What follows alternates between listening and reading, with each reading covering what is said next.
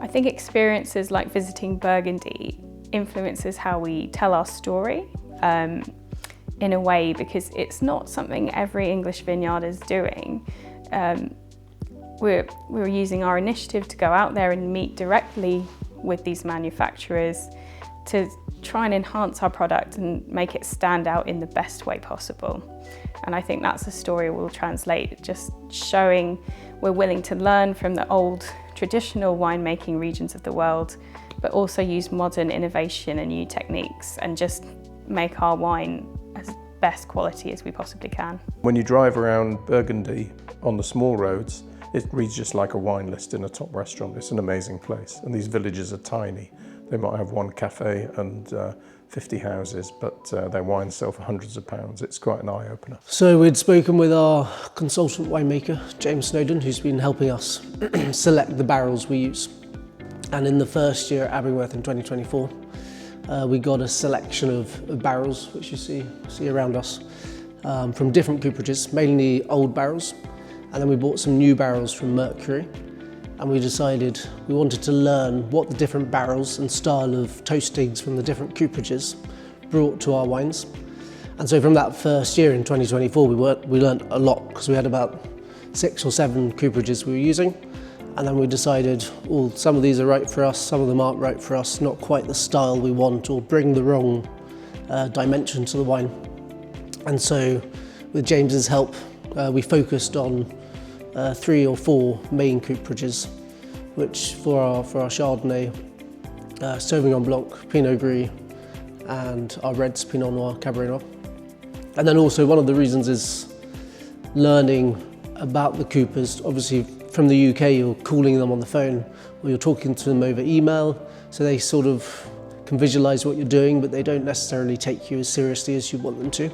And so we felt if we go and see them and take our wines, which we're excited about, then they could taste the wines, understand what we're trying to do here, and advise us better, be more informative with the information they're giving us. From a communications perspective, a trip to Burgundy was really valuable, because we got to see one of the best wine regions in the world and how they operate, and something how we could aspire to be one day.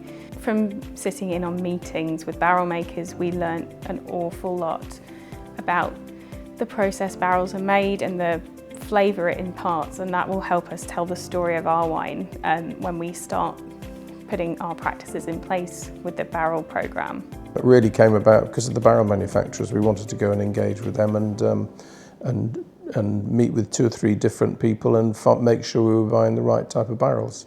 And I didn't really understand the nuances and the differences between the barrels and the manufacturers, and meeting those 3 and seeing how the barrels are made was very exciting and interesting, quite an old-fashioned process.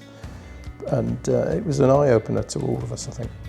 I think one conversation that really stood out to me when we were visiting the barrel manufacturers was how expensive it was to make wine barrels.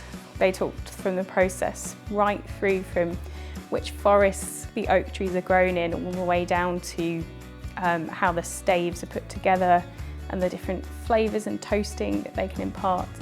And I think just the way that they explain to us that whole process and giving us the context really added so much value, because it shows the quality of the product that you would use to make a high quality wine, and how those 2 can go together. I mean, there's a lot of factors to consider. So the main is mainly the cooperage you're getting it from, because they treat the oak differently, and they get different quality of oak to process and make the barrels from. And then the next is the way they toast the oak. The toasting gives a lot to the wine, and whether it's adding flavour or not adding flavour, or just giving texture to the wine, it's really important. And then just seeing how each cooperage is run. They're very, very similar to wineries in a way, so they're very boutique in a sense, and it's an artistry, an art form. And so you want to go and see and create that connection with them. Interestingly, so when I started to learn about oak and how it influences wine, normally, or the consumer normally knows They normally ask, is there oak in the wine? And they assume if there's oak, it's either going to be a really oaky wine, which is their style, or it's going to be an oaky wine, so they don't like that style of wine. Whereas here, we're not actually trying to get the oak as a full presence in the wine. We're just using it to add texture and dimension to the wine. That's something I've learned a lot about in the last few years, actually, whilst being at Abingworth, is it's not always necessarily new oak, old oak argument. It's to do with, yes, actually we want to use new oak because it's cleaner and we can get exactly what we want direct from the cooperage.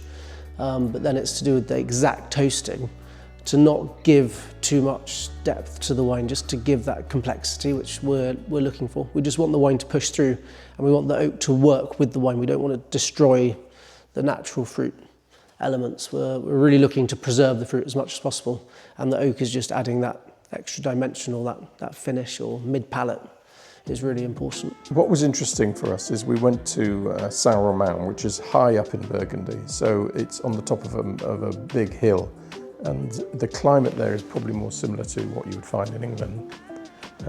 Tasting their wines was very interesting for us because the styles quite matched the styles that we're trying to make and the direction we're going. It's a probably similar type of climate. With English wine, it's very easy to overdo oak, and so it's finding that balance with the toasting is key, which I think we found, we taste in our wines now actually. You know, you've got that roundness and that depth, but you wouldn't taste it and straight away think, oh, this has been in new oak, although it has. What really helped was gave us sort of benchmarks for how Abingworth could be one day. We don't want to try to be Burgundy, but we want to use some of the techniques and tools that they use there to make our wine sing in a way that it is possible for an English wine to be, and create our unique identity that way. One of the first, all the tastings we went to were all quite unique in their own way and all fantastic wines, but probably the first tasting we did, Abingworth, for me was very relatable to our winery here.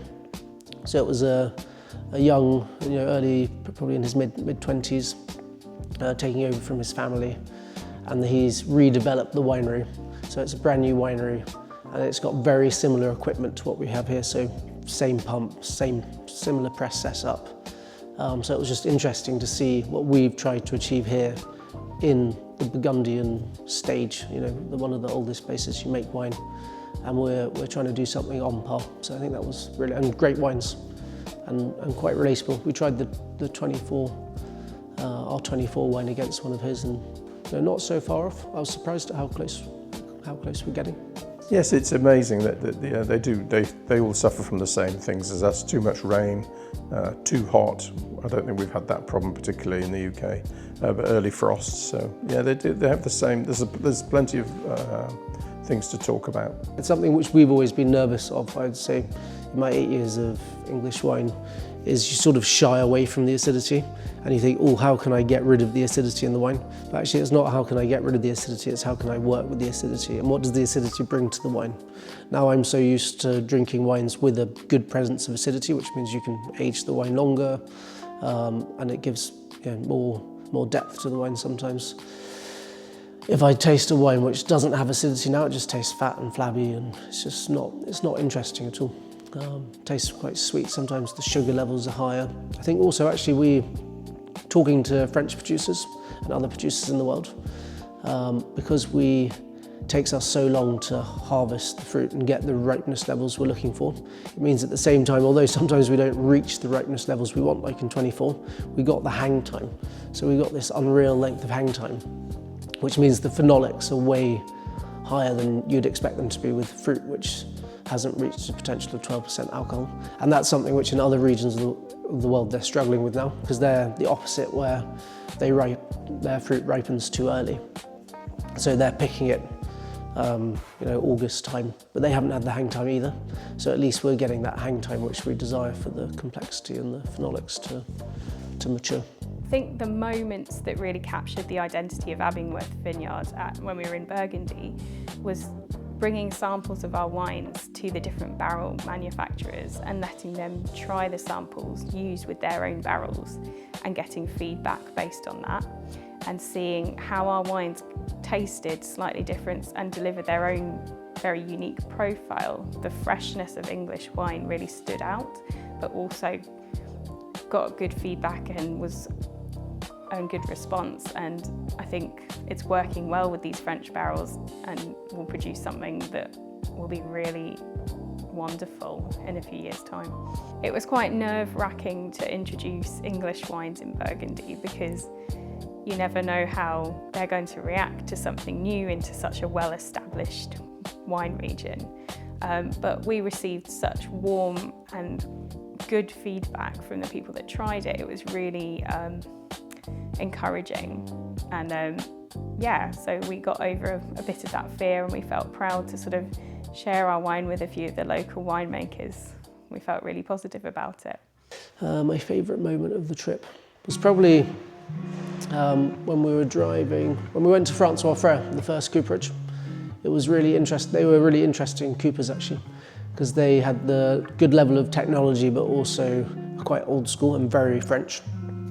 And so just seeing that and experiencing the way the barrels are made in that situation. And then there was one moment when we were just driving through the hills. It was a beautiful sunny day. We were driving past the castle on the right-hand side and the vines and seeing all the... I hadn't been to Burgundy since I was a child, so I don't have a huge memory of it. And I remember, you know, from our trip now, seeing the vines and seeing how small they are, and how we're always talking about keeping the vines high off the ground, and seeing how close the vines are to the ground, and then seeing everyone's plots.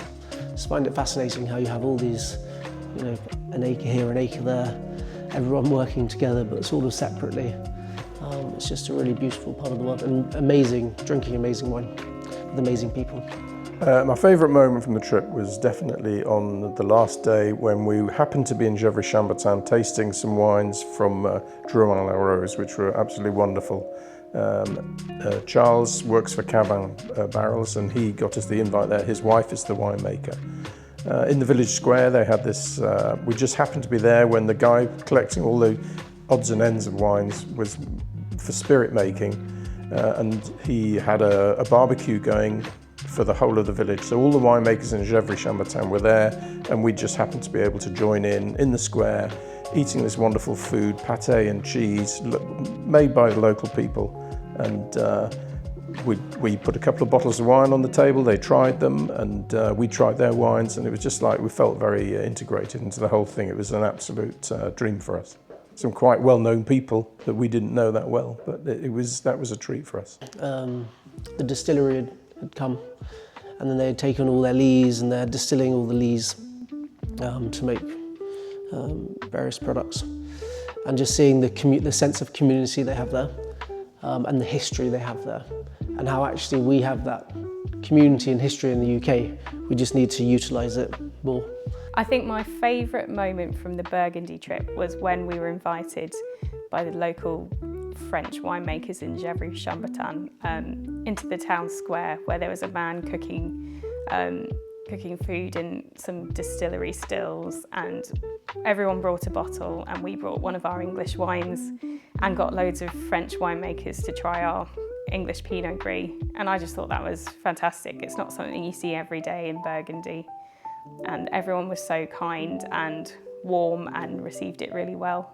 I think to characterise the Burgundy trip in one sentence, it would be a fantastic learning experience, really eye-opening, but also just really fun. Enjoyable, educational, and yeah, lively, drunk.